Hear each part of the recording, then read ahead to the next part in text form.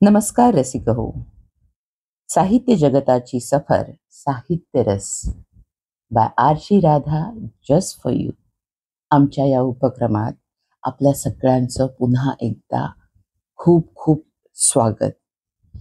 आपण खूप विवेक सिंधू पासून आपला एक प्रवाह असा सुरू केला त्या बीजापासून आणि आतापर्यंत आपण बरेच साहित्यिक समाजसुधारक, फक्त साहित्यिक म्हणता येणार नाही, कारण महत्वाची बाब ही आहे की फक्त लिहिणं, पोपटपंची करणं, शब्द मांडणं म्हणजे खरोखर साहित्यिक असतो का?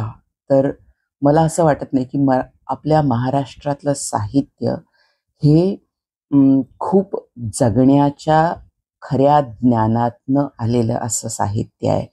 मग ते संत साहित्य असो, त्यानंतरचे समाजसुधारक आणि साहित्यिक असोत, हे त्या त्या वेळचं जगणं आणि त्या जगण्याची परिस्थिती आणि त्या जगण्याला तोंड देताना त्यांना आतून आलेलं ज्ञान, या सगळ्या गोष्टींचा समन्वय आणि मग कल्पनाविलास, असा हा सगळा समन्वय आपल्या मराठी साहित्यात आपल्याला आढळून येतो. आणि असे साहित्यिक आपण बरेच बघितले, त्यांच्याबद्दल चर्चा केली आणि आपलं भाग्य आहे खरं तर आपण या मातीत जन्मलो, कारण ज्या मातीत सामाजिक समन्वयाची, समतेची बीज या संत साहित्यानं पेरलेली आहेत. छत्रपती शिवाजी महाराजांसारखा राजा इथे रयतवारी सुरू करून प्रत्येकाला स्वतःचं स्वातंत्र्य, स्वाभिमान आणि प्रखर आत्मनिष्ठा देतो, अशा या मातीत आपण जन्मलो, हे खरं तर आपलं भाग्य आहे. ही पार्श्वभूमी सांगण्याचं कारण काय, तर आधी केले आणि मग सांगितले असं असणाऱ्या व्यक्तींची ही भूमी आहे, ही कर्मभूमी आहे. आणि त्यातलंच एक अत्यंत महत्वाचं नाव, अत्यंत पूजनीय नाव, मी तर त्यांना आधुनिक युगातले ऋषी असं म्हणेन. आणि सगळेच म्हणतात, खरोखरच आधुनिक युगातले ऋषी आचार्य. तर आचार्य म्हटलं की आपल्याला लगेच लक्षात येतं आचार्य विनोबा भावे. हो, कारण साहित्यिक ही त्यांची ओळख असण्यापेक्षा समाजसुधारक आणि खरोखर पहिला वहिला मूळ सत्याग्रही असं म्हटलं तर अजिबात वावगं ठरणार नाही. कारण महात्मा गांधींनी त्यांना स्वतःचा उत्तराधिकारी म्हणून घोषित करण्या इतका हा तपस्वी, तेजस्वी, प्रखर तपस्विता, तेजस्विता आणि तत्परता जगण्याची असलेला माणूस, इतकं भव्य व्यक्तिमत्व, आज आपण त्यांच्याबद्दल बोलणार आहोत. कारण आघळ-पघळ साहित्य निर्मिती हा भाग कधीच नसतो इथे. इथे असतं तावून सुलाखून जगण्यातनं आलेलं ज्ञान आणि परंपरेतली खरं दर्शनशास्त्र म्हणू आपण त्याला, दर्शन, जे सगळ्या वेद, पुराण किंवा कुठल्याही आपल्या सांस्कृतिक परंपरेतून आलेल्या वाङ्मयातलं जे खरं दर्शन आहे, त्याची मांडणी महाराष्ट्राला मराठीत करून देणारं हे ऋषी तत्व, त्यांच्याबद्दल आपण आज जरा बोलणार आहोत. आणि खूप बोलण्यासारखं म्हणजे अनंत आहे बोलण्यासारखं. यांचं व्यक्तिमत्वच एकंदर आपण बघायला गेलं तर अत्यंत पूजनीय, अत्यंत व्यासंगी. आता आपण अगदी सुरुवातीपासून सुरुवात केली तर त्यांचं नाव विनायक नरहर भावे. खरं तर यांना टीचर ऑफ इंडिया असा किताब म्हणतात. म्हणजे सगळ्या भारताचे आचार्य. हे यापर्यंतचा प्रवास कसा कसा आहे ते आपण अगदी थोडक्यात बघूया. आणि त्यांच्या साहित्याचा प्रभाव आणि ते साहित्याचं अनमोल साहित्य, जे आत्ताही तितकंच उपयोगी पडणारं आहे आणि मार्गदर्शन करणारं आहे. तर जय जगतचा नारा देणारे, सर्वोदय भूदान चळवळीतले नेते, आता नेते म्हटलं की आपल्याला राजकारणाचा वास यायला लागतो, राजकीयत्वाचा वास यायला लागतो. पण राजकारणाकडे अजिबात न वळता अखंड जीवन हे समाजकार्याला देणारं असं हे व्यक्तिमत्व, कमजोरांचा आवाज बनणारं, त्यांच्यासाठी आवाज उठवणारं, महात्मा गांधीजींचे अनुयायी असे अनेक नावं आपण त्यांना देतो. तर विनोबाजींचा जन्म हा वाईचा 11 सप्टेंबर 1895 साली आणि आजोबा त्यांचे शंभूराव, वडील नरहर आणि आई रखुमाबाई. खरं तर विनोबांच्यावर संस्कार आहेत ते आजोबांचे आणि आईचे. म्हणजे आई लहानपणी गोष्टी सांगताना त्यांना म्हणायची की गृहस्थाश्रम स्वीकारला, लग्न केलं, संसार केला तर आपण त्या पिढीला चा उद्धार करतो. पण जो माणूस ब्रह्मचारी असतो तो 42 पिढ्यांचा उद्धार करतो. आणि हे बालवयात त्यांच्या मनावर इतकं ठसलं गेलेलं आहे की त्यांची ही सगळी तिन्ही भावंडं की ज्यांनी ज्ञानासाठी आपला जन्म वाहिला आणि अखंड ब्रह्मचर्य पाळून कुणीही त्यातलं विवाहित नाही आणि अखंड ज्ञानासाठी, ज्ञानोपासनेसाठी आपलं आयुष्य व्यतीत केलेलं असं हे कुटुंब आणि पूजनीय आहे. आणि म्हणजे खूप आपण आता विचार करायला गेलो तर कल्पना करू शकत नाही आपण की अशा पद्धतीची माणसं आपल्या मातीत होऊन गेलेली आहेत. आणि खरं तर त्यानंतर लहान वयात त्यांच्या वडिलांची बदली बडोद्याला झाली आणि हे लोक बडोद्याला गेले आणि बडोद्यातच त्यांचं माध्यमिक शिक्षण झालं. त्यानंतर इंटरच्या परीक्षेला ते येणार होते मुंबईला आणि त्यांना त्यांना ज्ञानाबद्दल पिपासा आहे. पण हे जी परीक्षा आणि हे ज्ञान मिळवणं याबद्दल हे त्यांच्या मनात आधीपासून एक ओढ आहे की वयाच्या 8व्या वर्षी जी व्यक्ती संकल्प घेते ब्रह्मचर्याचा त्या व्यक्तीची मनोवस्था कशी असेल. ते आले, ते परीक्षेला गेलेच नाहीत. ते गेले, त्यांना त्यांना हिमालयाची ओढ होती, त्यांना साधनेची ओढ होती. त्यांना पहिल्यांदा जायचं होतं वाराणसीला.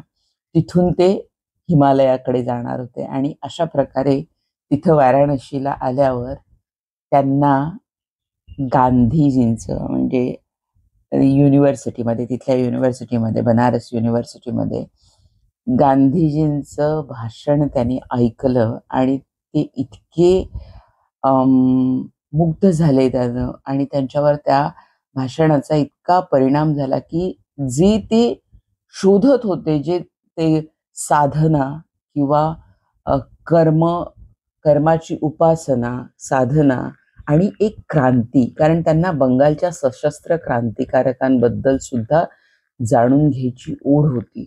पण ही अहिंसात्मक क्रांतीची भाषा आणि ही आध्यात्मिक क्रांतीची भाषा आणि हे भाषण जेव्हा ऐकलं विनोबाजींनी त्यावर त्यांचा सखोल परिणाम झाला त्यांच्या मनावर आणि त्यानंतर त्यांनी गांधीजींसोबत पत्रव्यवहार करून गांधीजींची भेट घेतली आणि ही भेट झाली कोचराब आश्रमात अहमदाबादला आणि 7 जून 1916 साली. आणि त्यानंतर त्यानंतर मग पूर्ण गांधींचे अनुयायी म्हणून त्यांनी कार्य सुरू केलं. आणि एक महत्त्वाची गोष्ट म्हणजे अध्यात्माबद्दलची इतकी आवड असणारा, इतकी ओढ असणारा, इतका तेजस्वी, इतका प्रखर बुद्धिमान अनुयायी गांधींना लाभणं हे सुद्धा गांधींसाठी खूप आनंदाची गोष्ट होती. आणि त्यांनी म्हणजे गांधींना अभिमान असणार या विद्यार्थ्याचा, या अनुयायाचा किंवा या साथीदाराचा की ज्यानं आजन्म ब्रह्मचर्याचं व्रत घेतलं आणि ज्याच्यात मुळातच असा विचार आहे की मी देह नाही, मी आत्मा आहे. हे जे आत्मभान इतक्या बालवयापासून असणारी व्यक्ती ही म्हणजे खरोखर उपनिषदांचं ज्ञान उपजत घेऊन जगल्यासारखा हा माणूस की ही अद्वैताची वृत्ती आणि ही आत्मभान हे इतक्या लहानपणापासनं असणारं असं हे व्यक्तिमत्व. तर ते व्यक्तिमत्व जेव्हा समाजकार्यात झोकून देतं, त्यावेळेला अ, त्या कार्याची निष्ठा इतकी प्रचंड असते आणि त्या माणसाच्या शब्दाशब्दात एक अनोखी ताकद असते. जो माणूस आपण वर्तन करतो आणि त्या वर्तनाप्रमाणे तो बोलतो, तेव्हा त्याच्या शब्दातली ताकद खूप मोठी असते. ते शब्द सहजासहजी समोरचा माणूस टाळू शकत नाही. कारण जो बोलत असतो त्याच्यात ते आत्मिक बळ इतकं प्रचंड असतं, की तो माणूस त्यात तेज इतकं असतं त्या बोलण्याला धार इतकी असते आणि त्यात इतकी सत्याची प्रखरता असते, की समोरचा माणूस त्यांची वचनं टाळू शकत नाही. अशा अशी ही व्यक्ती आहे आचार्य विनोबाजी. आणि त्यानंतर गांधींनी वर्धा आश्रमाची जबाबदारी 8 एप्रिल 1921ला विनोबा भावेंच्याकडे दिली आणि सगळ्या कार्यात गांधींच्या विनोबाजींनी सहभाग घेतला आणि कारावासही झाला यांना.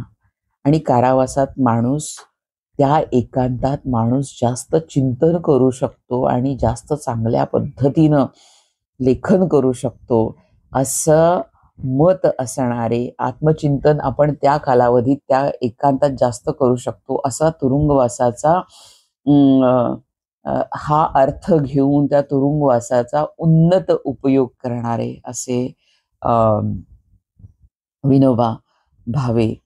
म्हणजे किती त्यांचं साहित्य, विनोबाजींचं बालपण अशा पद्धतीनं गेलं आणि विनोबाजींबद्दल म्हणायला गेलं तर विनोबा विनोबांचे आपल्यावर इतके उपकार आहेत साहित्याच्या बाबतीत. त्यांनी सगळ्या धर्मांचे मूळ धर्मग्रंथ हे वाचले, त्याचा अभ्यास केला. आणि हे वाचले म्हणजे काय, ते रूपांतरित केलेले, कुणीतरी ट्रान्सलेट केलेले, मग ते असे असे नाही, मूळ धर्मग्रंथ. त्यासाठी ते त्या त्या भाषा शिकले, त्या त्या भाषांचं व्याकरण शिकले, ते ते धर्मग्रंथ वाचले आणि त्या धर्मग्रंथांचं, त्या सगळ्या धर्मग्रंथांचं सार त्यांनी आपल्या भाषेत आपल्या सगळ्यांना उपलब्ध करून दिलं. जैन, बौद्ध, ख्रिश्चन, मुस्लिम म्हणजे सगळ्या, इस्लाम, या सगळ्या सगळ्या सगळ्या धर्मांचं, ख्रिस्ती धर्माचं, या सगळ्या धर्मांचा अभ्यास मूळ ग्रंथांचा करून त्याचं सार आपल्या भाषेत विनोबाजींनी आपल्यासाठी आणलेलं आहे. आणि विनोबाजी म्हटलं की पहिलं डोक्यात येतं ते म्हणजे गीताई. गीतेवर त्यांचं इतकं नितांत प्रेम आहे आणि गीतेवर त्यांनी खूप भाष्य केलेलं आहे, खूप भाष्य केलेलं आहे. आणि असं नाही, खूप जणांनी गीतेवर भाष्य केलेलं आहे. अर्थात खूप जणांनी, जो कोणी, कारण गीतेचं आकर्षण कुणी टाळूच शकत नाही.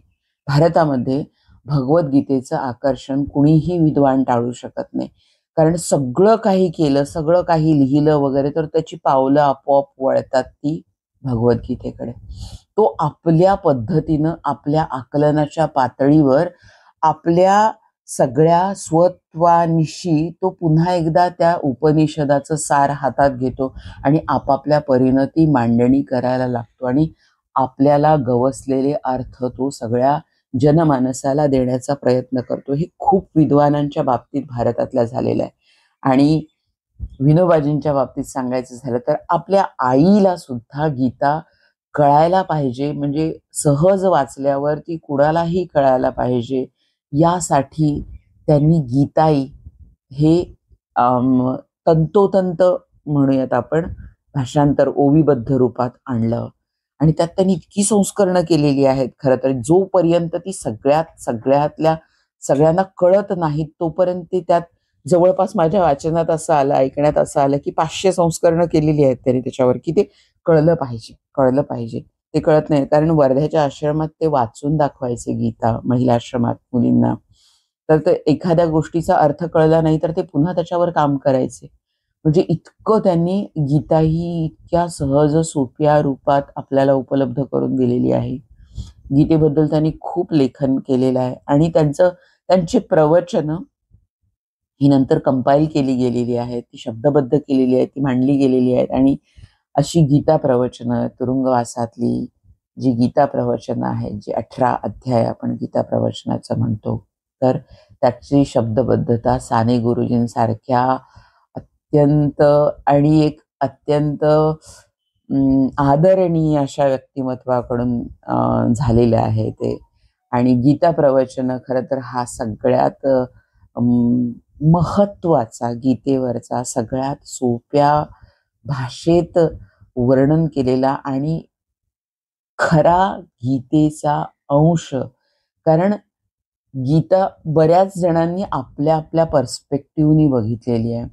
कर्मयोगाला टिळकांनी खूप महत्त्व दिलं, पण इथे जे महत्त्व दिलं गेलं विनोबाजींकडून ते मोहाचा निकास आणि अज्ञान काढून टाकणं.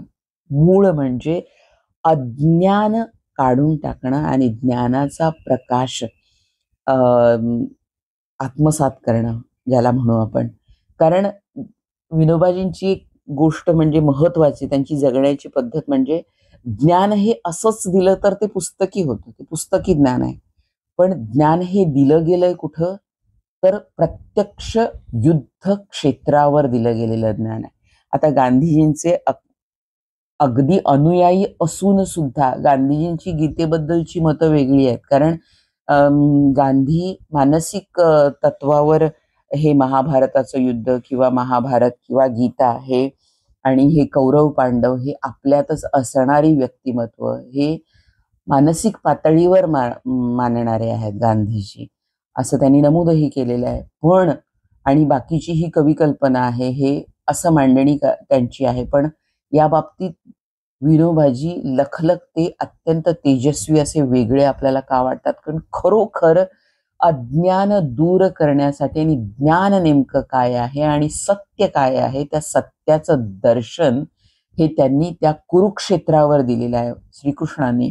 आणि ज्ञान हे तशाच प्रकारे पाहिजे, कारण आपण जगत असताना या जीवन क्षेत्रामधला अंधकार नाहीसा करणं आणि आपल्या जगण्यातली सत्यता जाणवून घेणं, खरं काय आहे त्यासाठी ज्ञान तिथं दिलं तर ते उपयोगी आहे.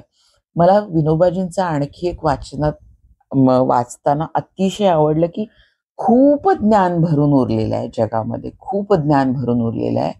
पण ज्ञान घेताना आपल्याला उपयोगी जगण्यासाठी जे ज्ञान पाहिजे, म्हणजे ज्ञानामधला ज्ञान ग्रहण करताना सारासार ज्ञान विवेक तो पाहिजे की आपल्याला आपलं जगणं सुसह्य करण्यासाठी कुठलं ज्ञान आवश्यक आहे आणि या जीवन क्षेत्राला लखलखत करण्यासाठी कुठलं ज्ञान आवश्यक आहे.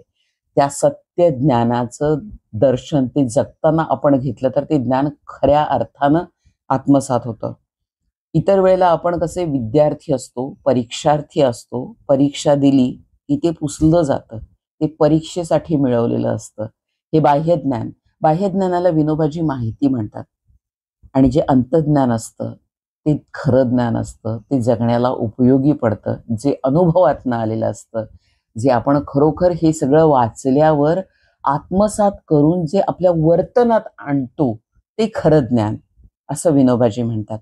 म्हणजे ते आपल्या वागण्यातनं जे अभिव्यक्त होत असतं ते खरं ज्ञान. आणि हे ज्ञान मिळवणं, हे जर मिळवायचं असेल, हे जर ज्ञान आत्मसात करायचं असेल तर ते जगण्यातनं आपल्या उतरलं पाहिजे, असं विनोबाजी म्हणतात. आणि ते खरोखर सत्य आणि ते इतकं महत्वाचं आहे. आता तर इतकं महत्वाचं आहे की आपण इतक्या माहितीच्या बजबजाटात जगणारी माणसं झालो आहोत की सातत्यानं आपल्या हातात मोबाईल असतो आणि आपण क्लिक करत सतत सतत सतत फक्त आणि फक्त स्क्रोल करत असतो. आपल्या आयुष्यात आपल्याला सगळं, आणि ते इतकं ओढ निर्माण करतं, ते इतकं ॲडिक्शन निर्माण करतं ते स्क्रोलिंग, आणि त्यात तासनतास आपण असे बसून ते फक्त स्क्रोल करत राहतो आणि त्याचा काडीचाही त्यानंतर परिणाम नसतो आणि फक्त दुष्परिणाम असतो आपल्या मेंदूवर. त्यातून आपण काहीही साध्य करत नाही. प्रत्येक मिनिटाला आपण वेगळं काहीतरी माहिती आपण बघत असतो विनाकारण. खरं तर त्याचा उपयोग आपल्या जगण्यात कितपत होतो वगैरे माहीत नाही, पण तेव्हा त्या क्षणाला आपण आपल्या मेंदूतले स्त्राव, हॉर्मोन्स आपण स्त्रवत असतो आणि ते बघत असतो आणि ते बघितल्यानंतर आपल्याला एक फोलपणा, एक रितेपणा, एक फ्रस्ट्रेशन, एक एन्झायटी हा प्रकार येतो. हा प्रत्येक जण आता कुठल्या ना कुठल्या पातळीवर अनुभवतोय. अशा वेळी खरोखर असं वाटतं, की खरं तर प्रत्येकानं गीता प्रवचने हे पुस्तक वाचायलाच पाहिजे असं मला वाटतं. अगदी म्हणजे कितीही तुम्ही कधीही कुठल्याही मानसिक अवस्थेत असाल, त्यातलं कुठलंही एक पान काढा आणि वाचा. असीम शांती मिळते असं गीता प्रवचन आहे.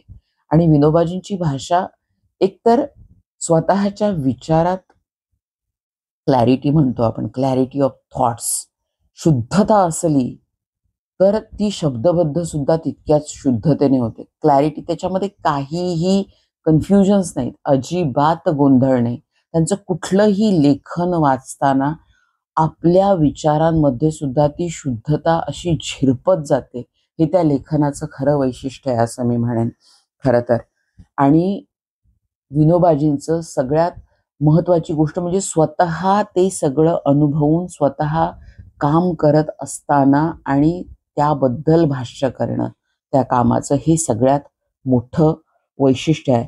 आणि त्याबरोबर फक्त हे बौद्धिक नाही, शारीरिक श्रमांना अनन्यसाधारण महत्त्व दिलेलं आहे. कारण सूत कातणं, 8-8 तास सूत कातणं, शेती करणं, शेतीची कामं करणं, आश्रमातली सगळी कामं सगळ्यांनी करणं वगैरे, या गोष्टींवर त्यांनी इतकं महत्त्व दिलेलं आहे आणि त्या पद्धतीनं त्यांनी आश्रमाची व्यवस्था केलेली आहे. आणि हे तर मी आता जी गीता प्रवचन या पुस्तकाचा उल्लेख केला, ते धुळ्याच्या कारागृहात त्यांनी लिहिलेलं आहे. आणि मुख्य म्हणजे अज्ञाननाश, मोहनिरास हे जे गीतेचं मुख्य लक्ष आहे, जो उद्देश आहे, तो उद्देश गीता प्रवचनात खरोखर येतो असं माझं. कारण बऱ्याच वेळा माझ्या सातत्यानं मला जेव्हा कधी असं वाटतं की आता गोंधळले आहे मी गीता प्रवचन हातात घेते आणि ते पुस्तक वाचत बसते. कारण मला सवय आहे ती. ही सवय आत्ता म्हणेन असं मी नाही म्हणत, की आम्ही लहान होतो खूप. म्हणजे माझा जन्म इचलकरंजीचा आणि इचलकरंजीचं मनोरंजन मंडळ, जी माणसं सांस्कृतिक आणि कला क्षेत्रात काम करतात किंवा जी साहित्य क्षेत्रात काम करतात, त्या मुख्यतः महाराष्ट्रातल्या माणसांना इचलकरंजी या छोट्या गावातलं एक अतिशय निष्ठेनं काम करणारं मनोरंजन मंडळ माहीत नसेल अशी माणसं या स्तरावरची खूप कमी असतील असं माझं मत आहे. हा अभिमान नाही किंवा हा अहंकार नाही, हे वास्तव आहे खरं तर. आम्ही खूप कारण या मनोरंजन मंडळाचा जन्म आहे हा आमच्या होगाडे घरात झालेला आहे. ते मूळ बीज आहे ते. आणि आम्ही खूप छोटे होतो.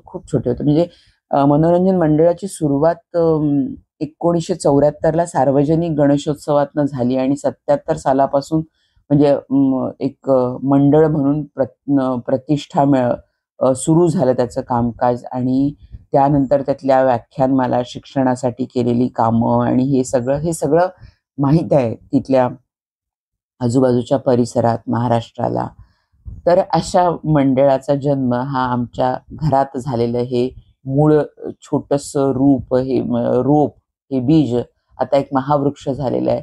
पण आम्ही खूप छोटे होतो आणि त्यावेळेला मनोरंजन मंडळाने गीताई आणि चंबळेची मुले वगैरे ही जी पुस्तकं आहेत, त्यावेळेला ती लहान मुलांना वाटण्यासाठी, शालेय विद्यार्थ्यांना वाटण्यासाठी, त्याचा अर्थ समजावून घेण्यासाठी. कारण माझ्या आजोबांची खोली होती, त्यातल्या मोठ्या कपाटात आहे ना शेकड्यानं प्रती होत्या त्याच्या. आणि आम्ही ती चंबळेची मुले इतक्या कौतुकाने वाचायचो, इतक्या लहानपणी. आणि खूप सुंदर पुस्तक. आणि ती गीताई प्रत्येक जण आम्ही असे घेऊन बसलेलो असायचो ती छोटी पुस्तिका आणि पुस्तकं ती वाचत बसायचो. ते इतक्या लहानपणापासून कुठेतरी ते मनात इतकं घर करून बसलेलं आहे आणि आत्ता हातात आम्ही मला काहीही अडचण, काहीही म्हणजे मनस्थिती अशी गोंधळलेली असली, की मी सरळ गीता प्रवचन, कारण माझ्याकडे बऱ्याच जणांची गीतेची भाष्य माझ्याकडे संग्रहाला आहेत. पण मला त्यावेळेला, त्या निकडीला ज्यावेळेला मला अत्यंत क्लॅरिटीची आवश्यकता असते, त्यावेळेला अजूनही आत्ताही मी गीता प्रवचन हातात घेते आणि त्यातलं काहीतरी एक पान वाचलं, तरी मला माझा गोंधळ शमतो. हे इतकं विनोबाजींबद्दलची म्हणजे अपार श्रद्धा, श्रद्धा असं म्हणण्यापेक्षा की खूप क्लॅरिटीनं लिहिलेलं लेखन म्हणून मी त्याकडं बघते. आणि ईशावास्योपनिषदाचं त्यांनी भाष्य केलेलं आहे. ते तर वाचल्यावर म्हणजे आपण फक्त आणि फक्त त्याच गोष्टीचं चिंतन करत राहावं, असं एक अवर्णनीय समाधान देणारं त्यांनी भाष्य केलेलं आहे त्याच्यावर. तर विनोबाजींना सगळ्या देशाचे आचार्य का म्हणतात? कारण सगळीकडे जिथं जिथं जे विनोबांनी पायी ही पदयात्रा केली, त्यातनं जे कार्य, भूदान चळवळ जी जन्माला आली, स्वातंत्र्यानंतरची सर्वोदय असेल, तर त्यामध्ये त्यांनी केलेलं कार्य हे अवर्णनीय आहे. भारतभर पायी फिरलेले आहे आणि ही कल्पना दक्षिणेत जेव्हा की खूप मोठे जमीनदार आहेत आणि काही भूमिहीन आहेत आणि त्यांच्याकडे कसायला, स्वातंत्र्यानंतरची परिस्थिती आपण जरी नजरेसमोर आणली, त्याबद्दलचा अभ्यास जरी केला, तर त्यावेळेला 40 कोटी जनतेत असलेली प्रचंड विषमता, दारिद्र्य आणि त्यावेळचा जे शरणार्थी आले, लाखोंच्या संख्येने शरणार्थी आले आणि ही सगळी भुकेजली, दिशाहीन ही जी माणसं आहेत, ही एका मोठ्या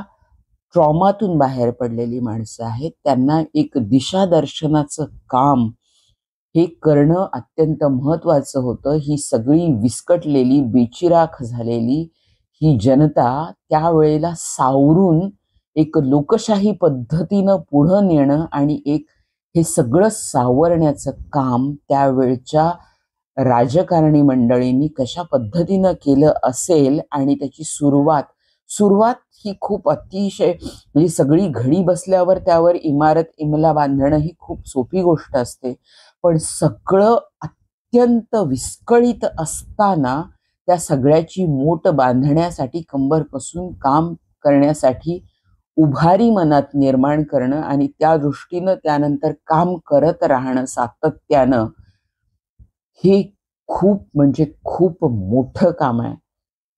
सहजासहजी कुणीही ऐरागैरा नथ्थू खैरा म्हणतो आपण, त्यावेळच्या राजकारण्यांबद्दल अपशब्द वापरतो. पण जर सारासार विवेक असेल त्या माणसाकडे आणि खरोखर सत्यतेनं बघण्याची जर दृष्टी असेल, तर उचलली जीभ लावली टाळ्याला असं ही माणसं कधीही करू शकणार नाही. ज्यांना खरोखर विवेक आहे आणि सत्य जाणून घेण्याची चिकित्सक वृत्ती आहे, ती माणसं अशा पद्धतीनं कधीही शब्दव्यवहार करणार नाहीत, असं माझं एक परखड मत आहे.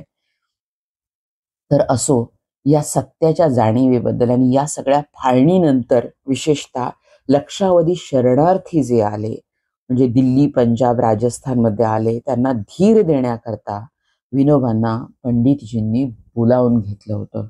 आणि यामध्ये म्हणजे विनोबाजींच्या शब्दाची, त्यांच्या वागण्याची, त्यांच्या वर्तनातली तेजस्विता इतकी आहे की मध्य प्रदेशातून जात असताना चंबळ खोऱ्यातून, म्हणजे त्यावेळेला लोकांनी त्यांना म्हटलं की तुम्ही इथून जाऊ नका, की ही अपराध म्हणजे दुष्कृत्य करणारी किंवा डेकॉइट एरिया, आपण डाकूंचा तो सगळा चंबळ खोरं हे म्हणजे सगळं डाकूंसाठी प्रसिद्ध असणारं खोरं आहे.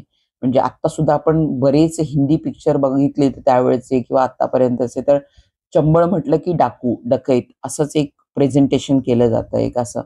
पण त्या जमिनीतून, त्या भूभागातून जाताना त्यांनी तिथं सुद्धा लोकांचं मनपरिवर्तन केलं विनोबाजींनी आणि त्यातल्या कित्येक लोकांनी समर्पण केलं विनोबाजींना आणि त्यांनी तो त्यांचा व्यवसाय पारंपरिक सोडला, त्यातले कित्येक जण भूदान चळवळीत त्यानंतर त्यांचे अनुयायी बनलेले आहेत. हे इतकं तेजस्वी कार्य करणारा माणूस की, आणि हे सगळं करत असताना आणि जेव्हा हे सगळे सगळ्या धर्मातले, सगळ्या पंथातली ही जेव्हा शरणार्थी माणसं आली, तेव्हा सर्व धर्म समभाव आणि जय जगत हा संदेश देत पायी फिरणारे, शांतता खऱ्या अर्थानं निर्माण करणारे, आणि आपण सुरुवातीला म्हटलं की कमजोरांचा आवाज बनणारे. म्हणजे कमजोरांचा आवाज बनणारे म्हणजे का? कारण काही जमीनदारांच्याकडं खूप जमिनी होत्या आणि कित्येक लक्षावधी लोक हे भूमिहीन होते. आता हे करायचं कसं, सावरायचं कसं? तर त्यांना दक्षिणेत जेव्हा ते कार्य करण्यासाठी उतरले होते, तेव्हा त्यांना एका जमीनदारानं मोठ्या की एक त्यांना वचन दिलं की माझ्या जमिनीचा काही भाग मी या भूमिहीनांना देतो आणि हे लोक कसू देत ती जमीन आणि त्यातनं त्यांचं आयुष्य जगू देत. यातनं ही कल्पना भूदानाची आली आणि ती विकसित झाली आणि या भूदान चळवळीचे प्रणेते म्हणून त्यानंतर आयुष्यभर त्यांनी कार्य केलं. आणि या व्यक्तीनं 40 लाख एकरांच्या वर जमीन ही लोकांकडनं, त्या जमीनदार माणसांकडून घेऊन ही भूमिहीनांना त्याचं वाटप करण्यासाठी इतकी जमीन त्यांनी जमवली आणि ती भूमिहीनांमध्ये वाटप करण्याचं काम किती मोठं काम आहे. आणि तेच नाही तर त्यानंतर त्यांनी म्हणजे खूप खूप काम केलेलं आहे. त्यानंतर त्या हे सगळं करत असताना इतकं सोपं नाही त्या जमीनदार लोकांचं मनपरिवर्तन करणं आणि त्यांच्याकडनं जमिनी घेणं आणि या सगळ्या सामान्य, अतिसामान्य माणसाला त्याचा लाभ मिळवून देणं. हे सगळं करत असताना ज्ञानाची ती ज्योत अखंड तेवत ठेवणं आणि त्यासाठी कार्य करत राहणं. हे म्हणून हे आचार्य आहेत, हे ऋषी आहेत, हे आधुनिक युगातले ऋषी आहेत असं नक्कीच आपण म्हणू शकतो. आणि या ऋषितुल्य व्यक्तींचं लेखन म्हणजे खूप पुस्तकं आहेत ही. अष्टादशी, ईशावास्य वृत्ती, उपनिषदांचा सगळा अभ्यास, मी म्हटलं की सगळ्या धर्माचं सार त्यांनी आणलं. आणि गुरुबोधसार, जीवनदृष्टी, भागवत धर्मसार, मधुकर, मनुशासनम, लोकनीती, विचारपोथी, साम्यसूत्रवृत्ती, साम्यसूत्र, स्थितप्रज्ञ दर्शन, म्हणजे इतकी हे वेद, उपनिषद आणि संत वाङ्मयाचं सार सांगणारं त्यांचं साहित्य आहे. हे खरोखर प्रत्येकानं वाचलं पाहिजे, शोधलं पाहिजे ते. कारण आत्ता बरंच साहित्य उपलब्धही आहे आणि त्या वेबसाईटवर विनोबा.in वर बरंच साहित्य उपलब्धही आहे. खरोखर नव्या पिढीनं हे वाचलं पाहिजे, सगळ्यांनी वाचलं पाहिजे खरं तर यांच्या साहित्याबद्दल. आणि क्लॅरिटी ऑफ थॉट्स, मी म्हटलं की आता हे का महत्वाचं आहे, कारण माहितीच्या बजबजाटामध्ये आपल्या तत्वांना धरून आणि आपल्या जगण्याला निष्ठावान बनवून कसं जगायचं असेल आणि आपला मार्ग चोख जर शोधायचा असेल तर अजूनही हे साहित्य तितकंच उपयुक्त आहे असं माझं प्रामाणिक मत आहे. आणि हा ठामपणा जो आला आहे तो सत्यदर्शनानं आलेला आहे. हे माझंच मत खरं असा प्रकार नाही आहे. हे सत्य दर्शन झाल्यावर जे लखलखतं सत्य बाहेर पडतं आणि जो एक ठामपणा येतो, हा त्या सत्याच्या साहित्य लेखनात आहे असं माझं मत आहे. आणि हे सगळं ज्ञान म्हणजे परीक्षार्थी विद्यार्थी दशा अशी अर्धवट सोडणं आणि त्यानंतर अखंड आयुष्यभर फक्त आणि फक्त अभ्यास, चिंतन करणं म्हणजे खऱ्या अर्थानं यमनियम जगणं जे काय असतं ते विनोबाजींनी केलेलं आहे. आणि यांचं कार्य खूप खूप म्हणजे खूप मोठं आहे खरं तर.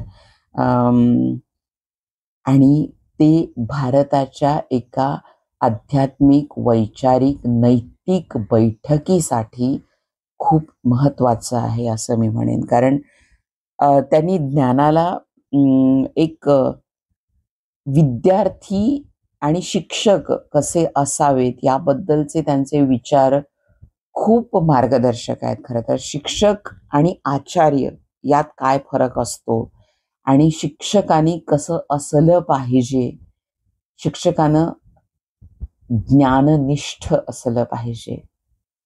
ज्ञाननिष्ठा ही महत्वाची आहे. शिक्षकानं जेवढं आहे, सिलेबस जेवढा आहे, पुस्तकात जेवढं आहे ते शिकवलं की काम संपलं, परीक्षा दिली, विद्यार्थी उत्तीर्ण झाला की काम संपलं, असं अजिबात होत नाही.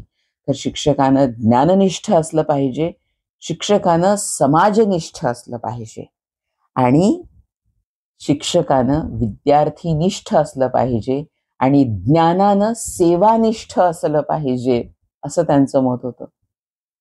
किती हे फक्त तार्किक नाही, हे किती सत्यावर असं आधारलेलं असं त्यांचं ज्ञान आहे आणि हे ज्ञान आजीवन उपयोगी पडणारं आणि मार्गदर्शक आहे, असं मला वाटतं.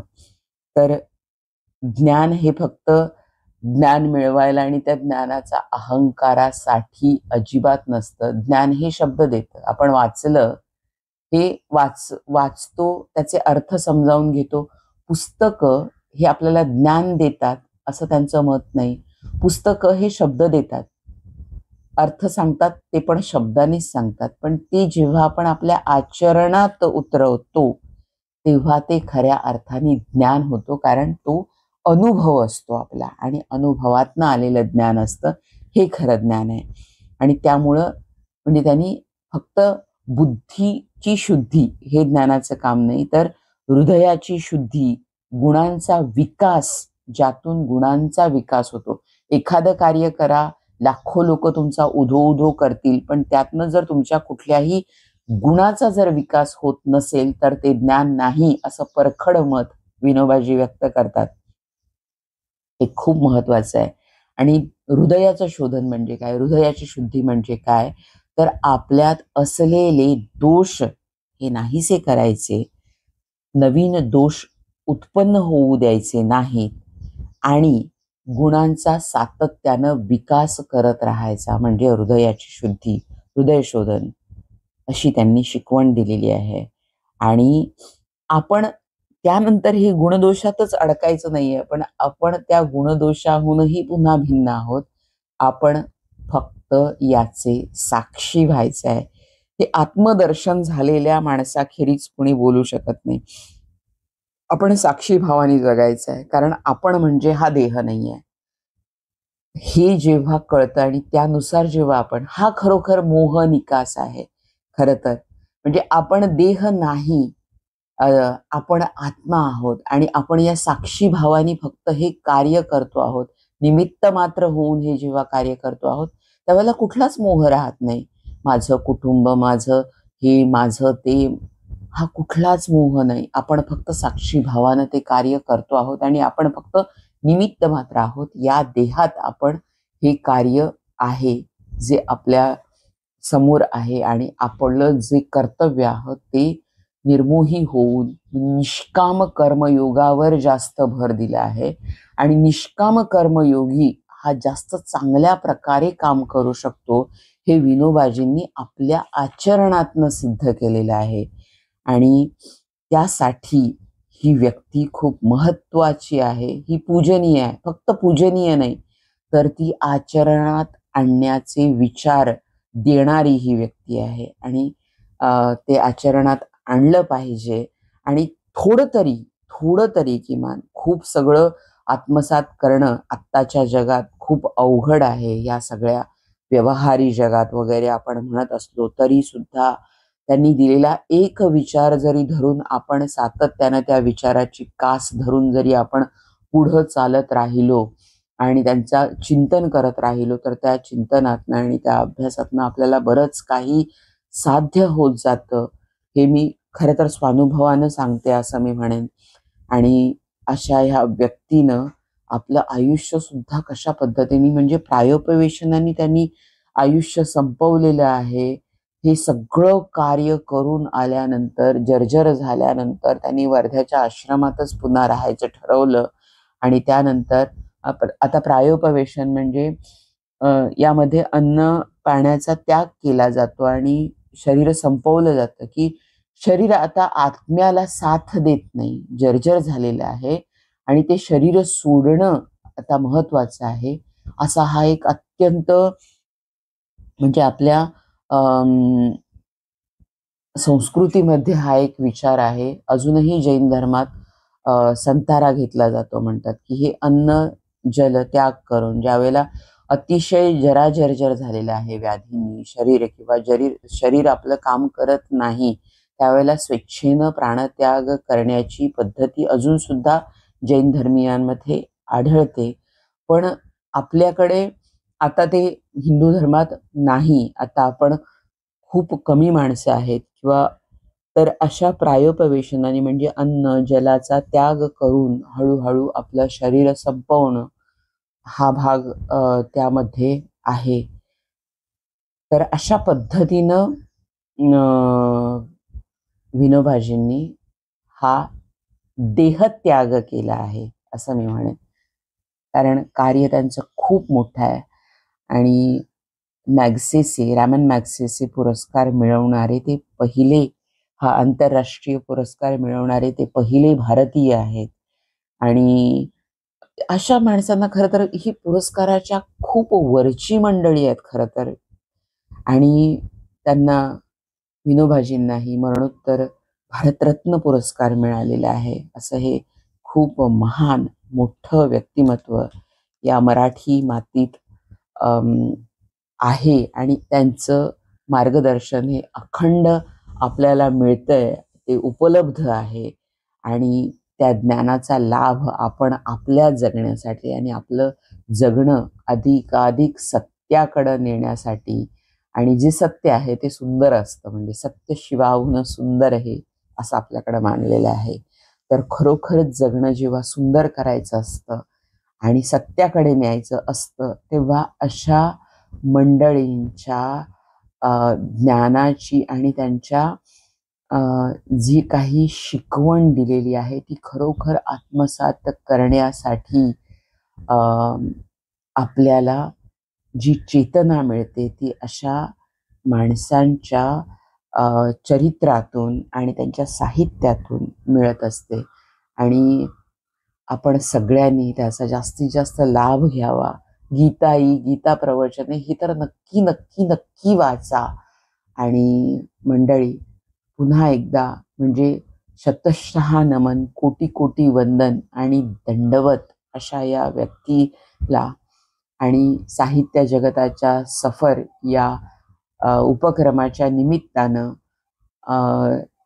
या महान व्यक्तिमत्वाची आठवण करण्याची आणि त्यांना खरोखर एक आदर व्यक्त करण्याची संधी आम्हाला प्राप्त करून घेतली, हे खरोखर आमचं भाग्य असं म्हणेन मी. आणि पुन्हा एकदा विनोबाजींना साष्टांग दंडवत. आणि मंडळी, हा एपिसोड कसा वाटला आणि त्याबद्दल नक्की कळवा. आणि असे साहित्यिक की जे आपले शब्द तंतोतंत जगले, असे साहित्यिक जास्तीत जास्त रूपात आपण आणतो आहोत आणि तो प्रयत्न आहे खरं तर. आणि या प्रयत्नाला आपण खूप भरभरून प्रतिसाद द्यावा अशी मी आग्रहाची विनंती करते, नम्र विनंती करते. कारण हे तुम्ही लाईक केलं, शेअर केलं, सबस्क्राईब केलं. साहित्य जगताची सफर, साहित्य रस by Aarshi Radha, just for you. तर आम्हाला खूप बळ मिळेल आणि तुमचं जेव्हा बळ मिळेल, तुमचं सहकार्य मिळेल, तेव्हा आम्ही अधिकाधिक माहिती आपल्यापर्यंत पोहोचवू शकू. म्हणून पुन्हा एकदा आपल्याला हे लाईक करण्याची, शेअर करण्याची, सबस्क्राईब करण्याची आणि मुख्यतः हे ऐकण्याची पुन्हा पुन्हा विनंती करून मी आपला निरोप घेते. पुन्हा पुढच्या एपिसोडमध्ये भेटूया. नमस्कार.